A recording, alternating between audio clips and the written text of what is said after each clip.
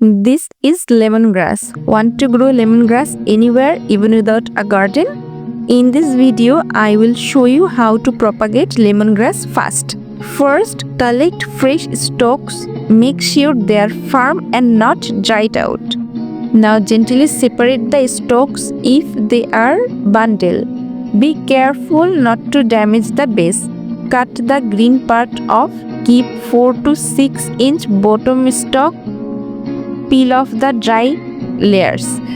These are your propagation starter. Prepare your soil next. Use loose, well-draining potting mix. Lemongrass hates soggy root. If rooting in water, place stalks upright in a glass. Change the water every 2 days. Once roots are 1 to 2 inch long, plant in the potting soil. Lemongrass loves sun, drains fast and grows fast. Don't forget to trim the top. This helps energy go to the roots instead of growing leaves too early. Water lightly and place the pot in a sunny spot. In no time, your plant will start growing new shoots. Harvest outer stalks when they are thick. Leave the rest to grow. One plant gives dozens of new ones.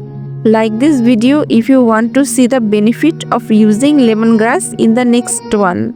Thanks for watching and happy growing.